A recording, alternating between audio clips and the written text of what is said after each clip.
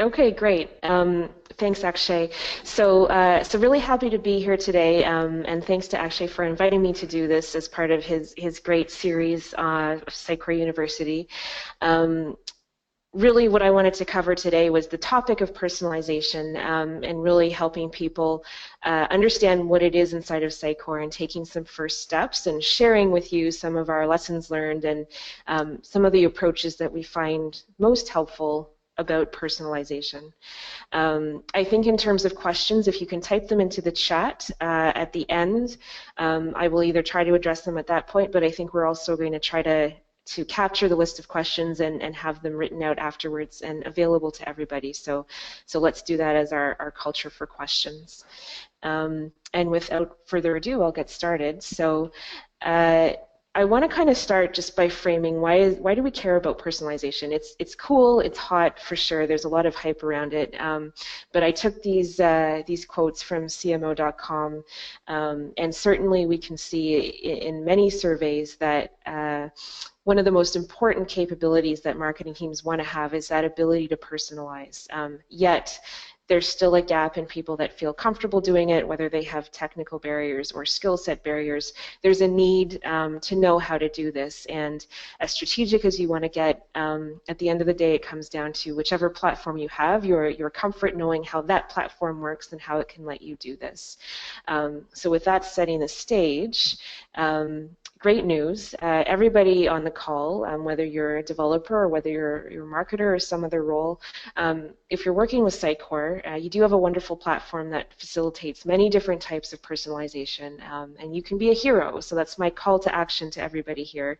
Be a personalization hero, impress your clients and colleagues, and really start influencing the customer journey. I think one of the reasons everyone gets excited about personalization is that it's a big part of fulfilling that vision. Sitecore platform has it, but marketing teams have it in general as well, as of really ultimately building that self-optimizing journey that's reacting in real time to who somebody is, how they're behaving, what they're doing online, and automating as much of that as possible. And putting a simple personalization rule in place is a step towards that. So that's a big reason why it's exciting. What are the types of categories we broadly look at? From my perspective, there's three of them. There's contextual personalization. So this is when we use known facts, simple facts about somebody. They come to the website, we know where they're browsing from, we know if they came through a specific campaign. This is where it's easy to start because it's a quick win. We can move the needle. We have explicit personalization where we use what we know about somebody, and oops, sorry. This I find mitigates the creepy factor that can sometimes sneak in. You don't want to be anticipate too much about somebody, but if they've willingly identified facts about themselves in a logged-in state, you can use that. So demographics, what transactions they've done, that's what we consider explicit personalization. And then we have behavioral. So this is where we're making assumptions about who somebody is and what they're interested in based on what they're doing. So interest in a particular area of the website, whether they signed up for a certain event. And in my opinion, there's a lot of really interesting opportunities in that particular space. So Sitecore lets us do all of this. I'll get more into that later. And just one other point to set the stage here is knowing when it's most effective. So we can personalize anything. We can put some stuff up on the home page, but I think it's good to discern that we're doing it for a specific reason. And what we found is that it's most effective in three different scenarios. So if you've got a website that serves multiple business processes, particularly if there's a high volume audience, a high value audience, but they're coming in low volumes. A great example would be a big fish donor. So those folks that can afford to donate $1 million to something, there's not very many of them, but they generate a lot of value. It's worth personalizing to them. If there's difference in motivation, so prospective versus new is a great example there. And then another scenario would be when there's a difference in emotional response. So babies versus sports, different life stages, all that kind of stuff. Those are all great scenarios in which to think about personalizing. So inside of Sitecore, we have a particular way it's architected. Different platforms do this differently. And really it comes down to how segments get defined. So when I say segment, I mean a group of users defined by characteristic and behavior. And depending on the platform you're using, you may have those segments defined separately from content and separately from location in the information architecture. Adobe comes to mind. They have that paradigm set up a bit differently. But inside of Sitecore, we use the rules engine. We build clauses inside of it, and we set that up in the location where content will be targeted. The rules engine appears in a lot of places in Sitecore. It appears in pipelines as well. But in terms of basic content personalization, we tend to link it quite tightly to where the content appears. So we're defining targeting behavior specific to that component. Here's this quick screenshot. If you haven't seen the rules engine before inside of Sitecore, this is what it looks like. Again, if you're not familiar with the step-by-step, I encourage you to go to the Sitecore documentation site, doc.sitecore.net. They've got some fantastic new documentation up there that really, it does all the screenshots. It takes you step-by-step of where you click to get this to come up. So I encourage you to have a look at that just to get familiar with the basics. But you can see here we have, with each version of Sitecore, we get more and more great clauses to work with. And inside of here, I've built a simple one. So I'm targeting a segment defined by the fact that they're browsing from Canada and they've clicked through an AdWords campaign to get to the site. And I want to show them some sort of promotion. So meat and potatoes of personalization. So before we even start devising our strategy, there's some stuff I want to go over for everyone's benefit. So certainly there's a factor of version, license, and architecture. So XP-friendly page architecture is something I've been talking about for a few years, and I think now that we've got things like Helix and many accelerators out in the Sitecore ecosystem, it's going to be easier to have that be more of a consistent thing. But really what you want to make sure is that you've got some aspect of page composition being component-based and data source driven, and I'll just pop over to this example here. Here's a page in Sitecore, and it's comprised of some individual components. So there's a trip details, and you can tell that you can have this box outlined, and here's your little personalization widget or pop-up wizard. And then further below, I've got here's another component. Here's another one, and here's another one. So because the page is being assembled that way, I can actually split these out, and I can personalize on each of them. It just makes it easier. You can do this by swapping out the content that's driving, or you can swap out the sub-layout itself as well, but it just gives you flexibility. So let me go back to my PowerPoint here. Your version has an aspect here too. So personalization as it currently exists really got started in 6.5. You can do a lot of stuff in 6.5 and 7. Of course, with every version, it gets better. In the most recent one, Sitecore 8 or Sitecore XP, we've now got some great reporting, which I'll get into in a bit later. But certainly if you're on 6.5 or up, you can do something. Couple more things to mention. We have the licensing is always evolving, but we do have the concept of CMS only now. So you'll probably have the full Sitecore platform, or you'll have CMS only mode. This means that the XDB and XB part of the marketing features is not available. You could still personalize in session, but you won't have the full capability. And then, of course, ensuring this is actually enabled. That's a configuration setting. Documentation covers that. So just some basics to check and make sure you're well situated. Second piece is measurement, and I want to go right here because we want to make sure right from the get-go when we think about personalization that we can know if it's making any sort of difference. That's really, to me, the most important place to start. So again, you can do many rules and clauses and have things change around.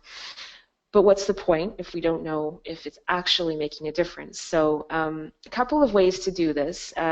One way, especially if you're working with a broader set of analytics tools, is the before and after. So it's more of a correlation than a causation, but if you can isolate your personalization experiment and have that be the only variable at a given time, say on your home page, you can draw a reasonable conclusion that any differences you see could be attributed to that. Now, of course, there's time, there's things happening in the world, there's events, there's external factors, but in my opinion, you can draw a reasonable correlation. And so I always advise running these things sequentially. So if you've got an idea in mind, don't try to run a whole bunch at the same time on the same page, or you won't really understand what's making a difference. You could tie it to a hard outcome. So if you've got some Google Analytics goals set up and you can understand conversions, you can tie it to that. Or you can use some softer proxy metrics for engagement, such as bounce rate reduction. But either way, put some thought into this and make sure you run it sequentially so you can draw some sort of reasonable conclusion that something's making a difference. Here's an example. So my favorite client case study, Rotman School of Management, which is a business school out of University of Toronto, here in Toronto. A couple of years ago, they had a business objective to promote the school to international students. So we set up some basic GeoIP targeting. So if you came from a number of different locations, you would get a special splash page and then a special landing page. So we isolated that experiment, and then we saw a difference in these three metrics. So we saw a reduction in bounce rate and a lift in duration and pages per visit. So we felt that that was sufficient to report back that we'd seen a difference. Now, the second way that you can measure is really related to Sitecore 8, which I'm excited that we have this personalization report now, and that's with engagement value, which is one of the most important metrics to keep in mind when you're using Sitecore. It drives a significant amount of stuff in the platform. So analytics, content testing, path analyzer, all of that stuff is predicated on your engagement value tagging in order to indicate where to target, if something is making a difference, what people are doing. So if you're not familiar with it, it's a metric that's kind of per visitor, per session. And the basic premise is that visitors can be considered more valuable through the actions that they do or don't take on the site. So we want to, you could be getting a ton of traffic, but if no one's doing anything, it's not really that valuable to you. So usually what we do is we do a quick pyramid. We do between 5 and 100 on our scale. There's something over here on Superman's chest that's a simple scale of 5 to 100. And generally you want to tag more valuable things with a higher value and less valuable things with a lower. And I always encourage everyone that even if you've just launched, even if you're not personalizing right away or using anything right away, take the time to do this, because then your analytics at least will be really valuable right from the start. So really the way that you do this is through the base way to do it is a page view, an item view. So you relate a goal in Sitecore to an item view, and it increments the number of points. But you can also do some trickery to capture other micro interactions. So on-click JavaScript type stuff. Personalizing forms is important. So when you build your forms, if you can, again, think of that component paradigm, that'll help you in future.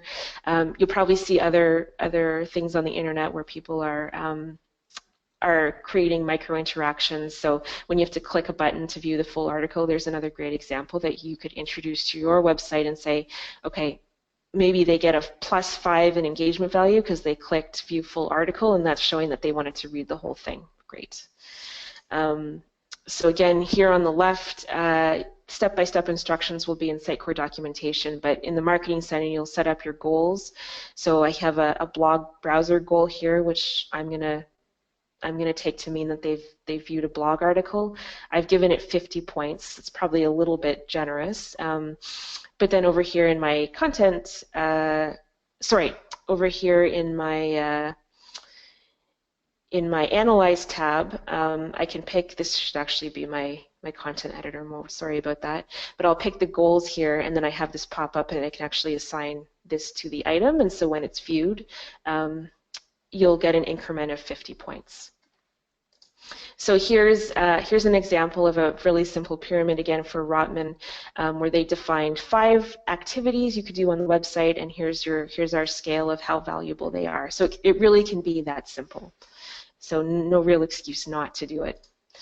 And all of that leads to your new best friend, which is the trailing value per visit metric, which is something that you can use to know if personalization is making a difference. So this metric will tell you if the engagement increased after somebody viewed the targeted content. So they viewed the variation, and this is a nice way to demonstrate if personalization made a difference.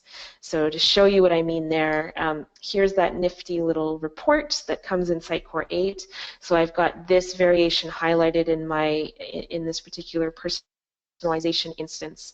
And right away it's telling me that the trailing value per visit for the personalized version was higher at 53 than the non-personalized. So yes, there's a lift. And I can also see how many people saw it in the last 30 days. So that's really, really helpful. So you don't have to make those correlations over to Google Analytics anymore. You can see right away that something made a difference. And again, it's taking the time to do your engagement value tagging and pyramid that will let these reports be really useful to you. So I encourage everyone to do that. As a bonus, I'll talk about content profiling. This is a bit more of an advanced step, but it's one of the coolest features of Sitecore, so I thought I would mention it quickly here. I blogged about this. I put the link here. If you want to read more, you can read the blog post.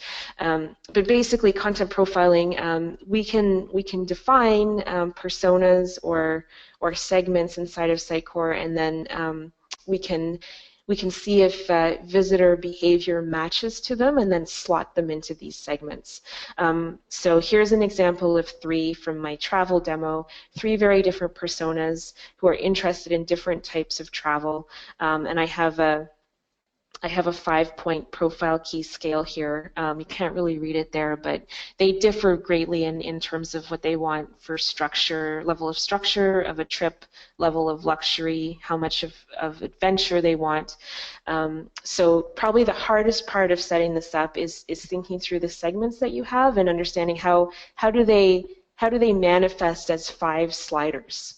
And you want it to be different enough so that you can really distinguish them like this, and then you can start to see that you should really start thinking about this way back when you're doing content strategy, because the content you plan really ends up being what distinguishes these people. So in this case, we spent a lot of time on the blogs. We wrote blog posts specifically targeted to each of them so that we could distinguish them by their behavior.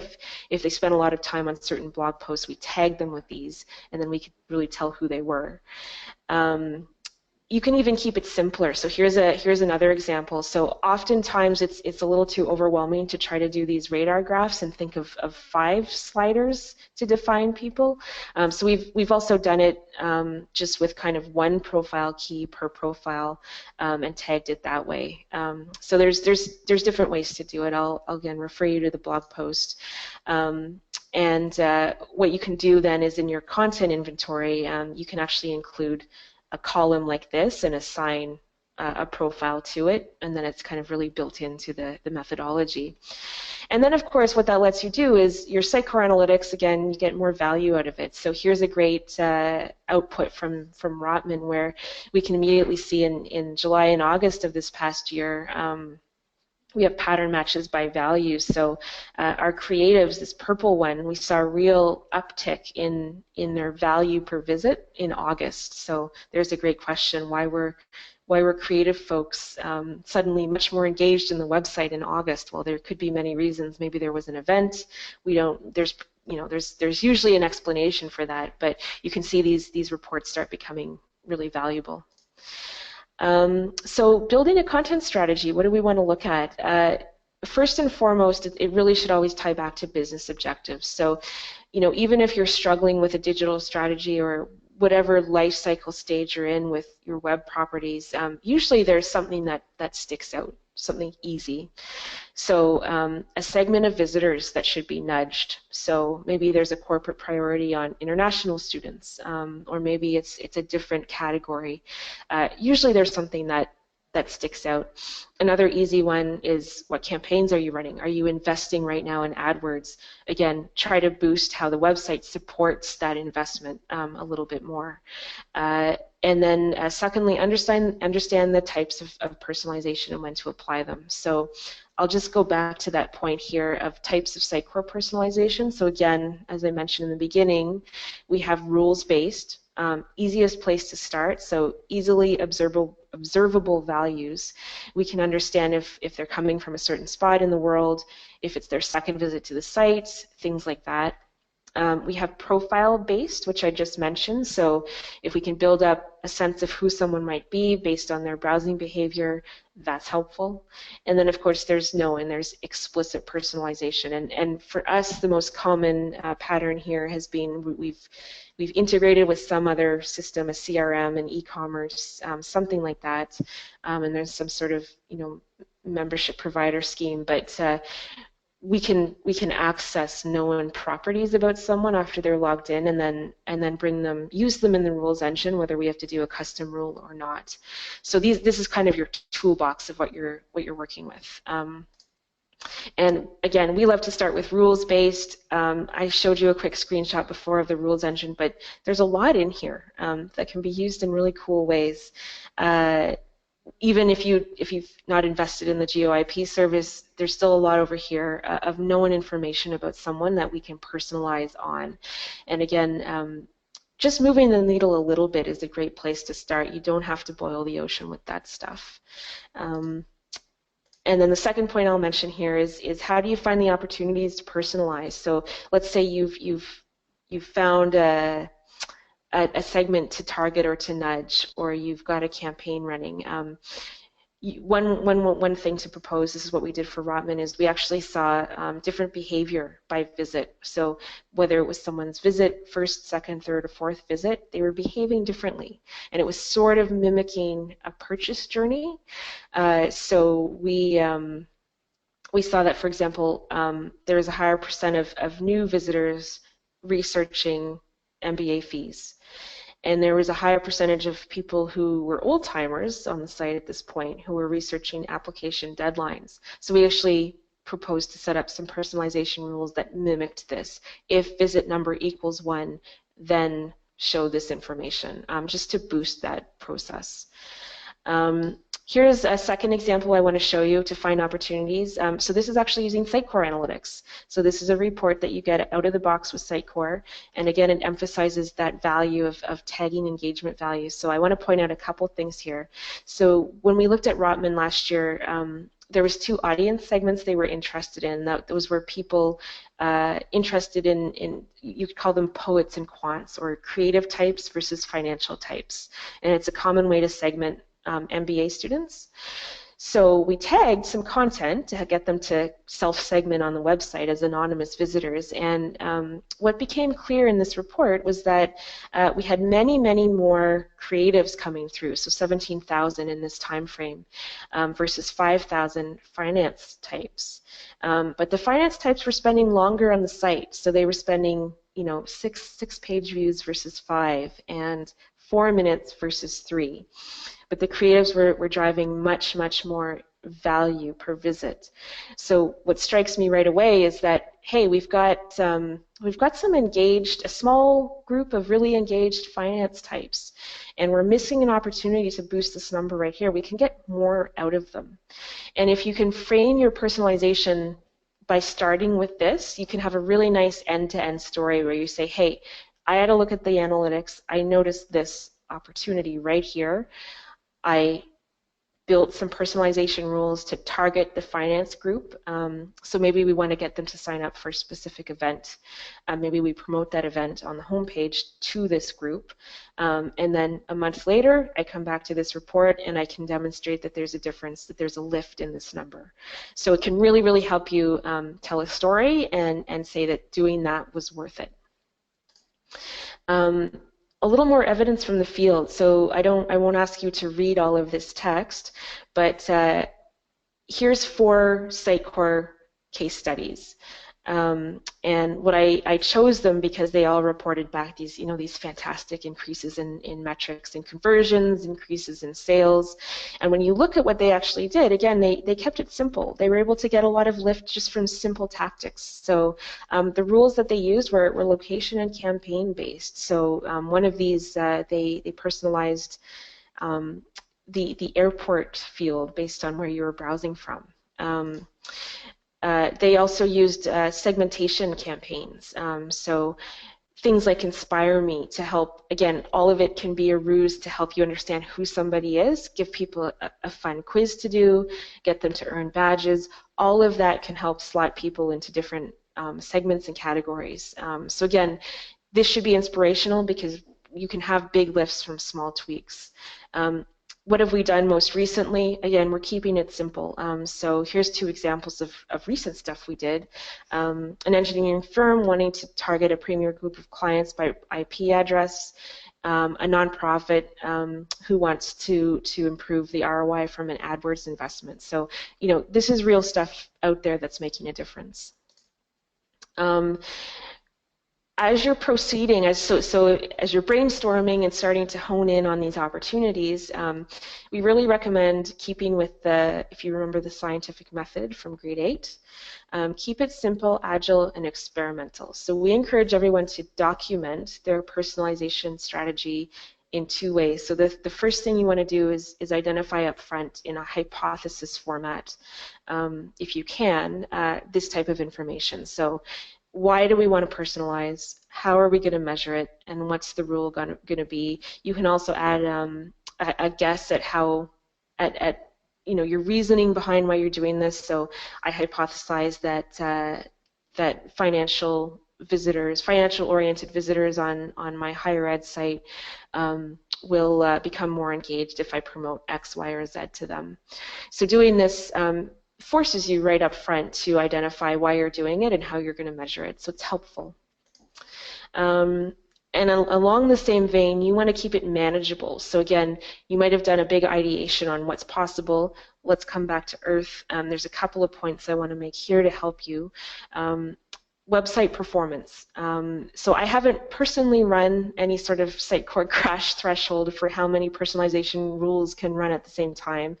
Perhaps somebody on the line has done that, but certainly anecdotally, I've heard a number of comments just about folks who try to do a lot at the same time, and there's going to be a threshold. It's going to be dependent on your infrastructure footprint, but for more reasons than this, there's a human management element too. So for these reasons, again, the fail fast sequential approach works really well, and I'll mention also content delivery networks. Keep in mind too, if you've got Akamai as part of your stack or something like that, there is a server request needed to serve personalized content.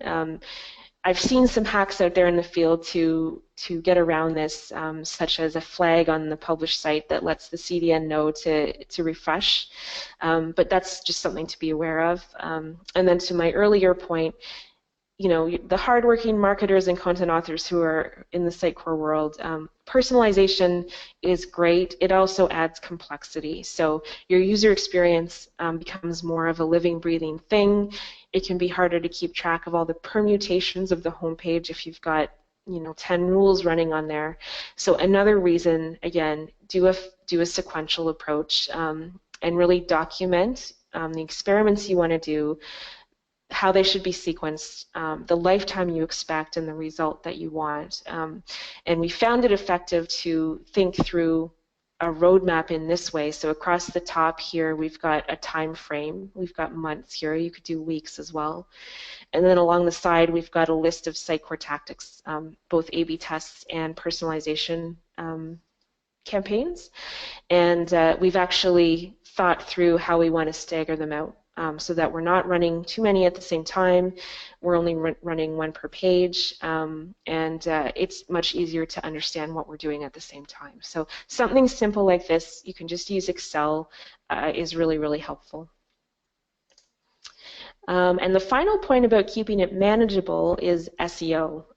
So you want to make sure that you strike a balance between personalized content and SEO penalization. And I think this still stands. I don't know that this has changed since I last wrote this slide, but really fundamentally, you want to make sure that there's always a default page to be crawled by the bots, as well as any sort of accessibility tool that's sufficiently representative of the page. So the philosophy I usually take is that if you think of a three-column page, a typical web page, you've got your content in the middle, and that should be fairly consistent. It should be what the page is about.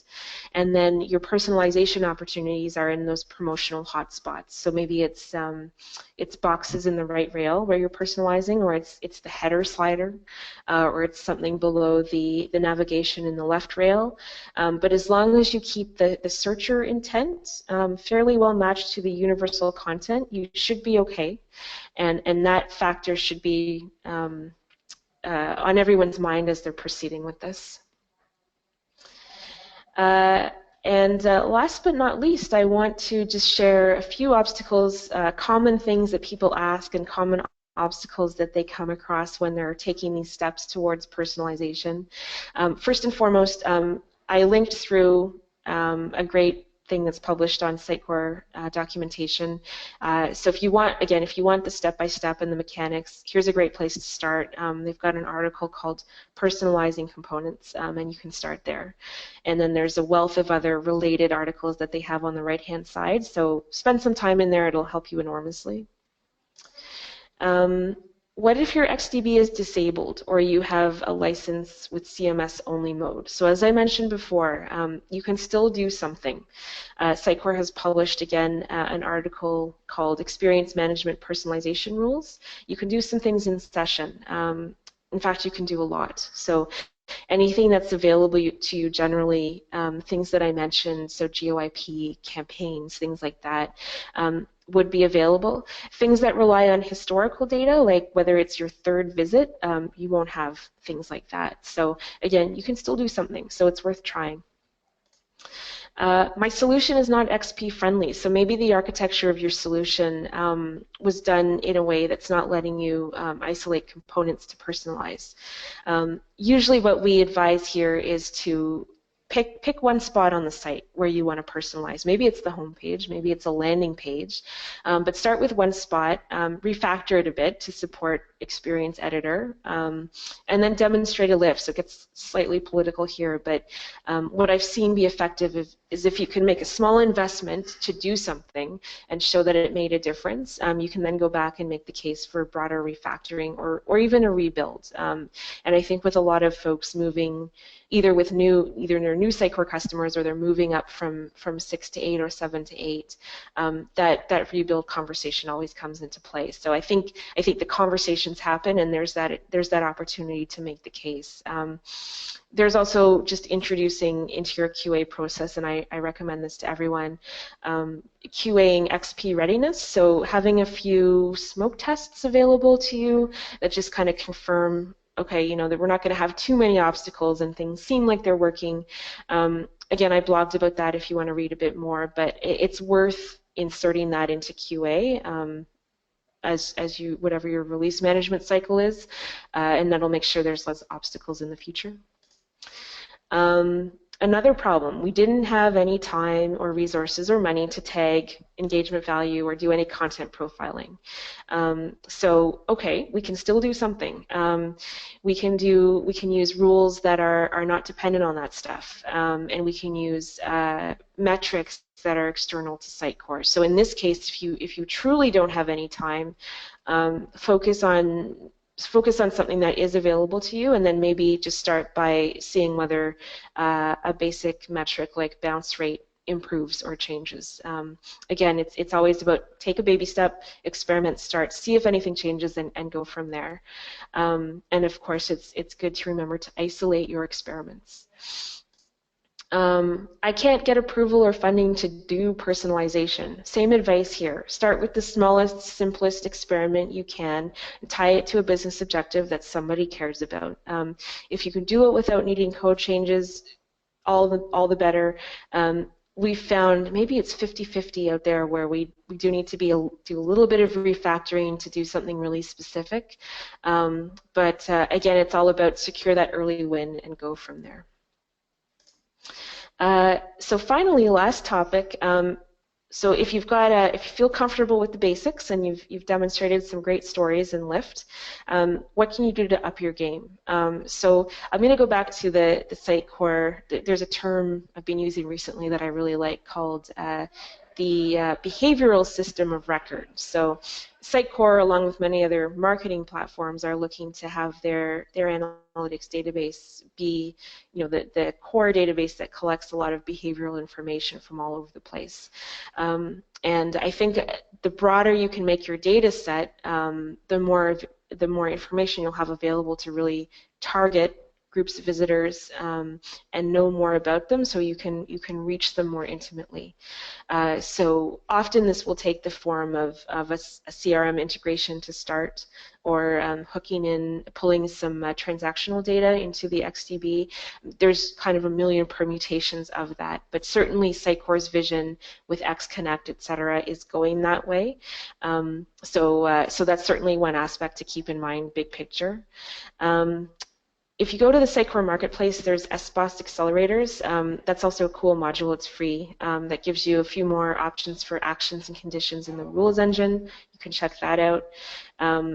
Build custom rules.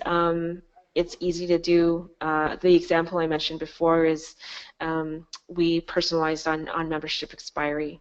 And that was an SSO situation with a membership application. So, if expiring in 30 days, then show a prompt to renew.